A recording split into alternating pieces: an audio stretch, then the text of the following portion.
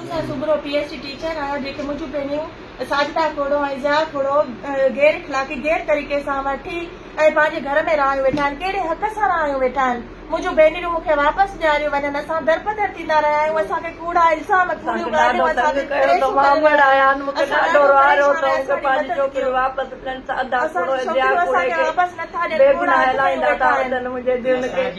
appeal आहे त गैर कानूनी गैर शरई तरीक़े सां खोड़नि वटि रहनि थियूं असांखे पंहिंजूं छोरियूं वापसि खपनि तव्हांजी छोकिरियूं तव्हांजे मथां ब्लेम करण त अथ विधान इहो छा तव्हांजी सदाकत न आहे हिननि जी अमड़ वेठी आहे जेका हुते 24 घंटा घर में मौजूद हूंदी तुंहिंजी न्याणियूं आहिनि जी मुंहिंजूं न्याणियूं आहिनि मुंहिंजूं भेनरूं आहिनि असां न चवंदासीं ॿियो केरु चवंदो असां चवंदा निकाह कनि त उहो बहितर आहे शादी वञी कंहिंसां कनि त उहो बहितर आहे उहो इस्लाम में बि आहे बाक़ी ईअं वतन थियूं अकेलियूं टे कुंवारियूं छोरियूं होटलनि वोटलनि ते घुमंदियूं होटलनि ते घुमंदियूं थियूं अथनि हिननि खोड़नि सां घुमंदियूं थियूं अथनि खोड़नि तव्हां हक़ सच चवनि था त पोइ तव्हांजे मथां जॾहिं हक़ सच चऊं था त असांजे मथां केस थियूं ठाहे वञनि ऐं ब्लेम थियूं लॻाइनि तोहमत थियूं लॻाइनि त हथ विधा अथऊं हथ विधा अथऊं असां हुनजी असल कहाणी छा आहे टिकटाकरनि असुल टिकटाकर हिन ऐं हे खोड़नि सां घुमंदियूं फिरंदियूं आहिनि खोड़नि ब्लैकमेल था कनि खोड़ा बि हे बि ब्लैकमेलर आहिनि आईडी कहिड़ी अथनि टिकटाक जी जाना जाना जे नाले सां आहे अच्छा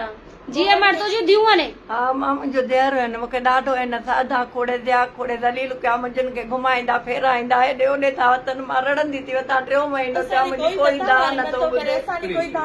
इन्हनि खे हाणे ॿधो वञे कुंवारियुनि छोकिरियुनि खे वतन था घुमाईंदा छोकिरियुनि खे वतन था घुमाईंदा बिला वजा उन्हनि खे टोरीअ कढी वञण क़ुर ते मां ॻाल्हि थी कयां कूड़ बि कोन थी हणां सफ़ा सच थी चवां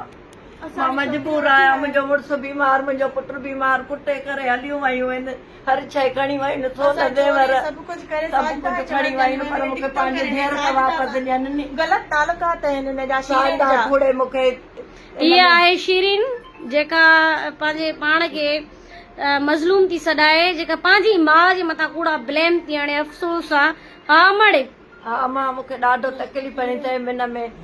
विया आहियूं थाणे में उते मूंखे पादर लाइ साजीअ वरितो आहे मूंखे मुंहिंजे धीउ खे मुंहिंजे जाटे खे पते रांबूटनि सां चऊं था मोटी अचो त मार नथा हलाए इन सां दया सां धमकियूं था ॾियनि माण्हू असां रस्ता रोक करे असांखे पिस्टल था ॾेखारनि त तव्हां हिननि केसनि में हथ न विझो मुंहिंजे पुट खे कमाइण बि नथी ॾियनि जे मथां असांखे पंहिंजी छोकिरियूं ख़ुदा वास्ते वापसि ॾियनि ख़ुदा वास्ते अपील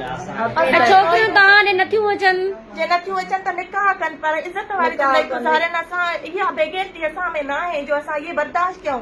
खोड़नि सां थियूं रहनि इहो ग़लति आहे माउ खे रुलाए ॾाढो अदाब तव्हां छा था चओ त तव्हांजी न्याणियूं भले वञी निकाह कनि कुंवारियूं न घुमनि असां इन में राज़ी आहियूं त निकाह कनि पंहिंजो इस्लामी तरीक़े सां ज़िंदगी गुज़ारनि शरई तरीक़े सां ज़िंदगी गुज़ारनि इहो जेको हले थो पियो खोड़नि सां गॾु वतन थियूं इहो सरासर ग़लति आहे ऐं असां ते जेके बि इल्ज़ाम आहिनि उहे सरासर कूड़ आहिनि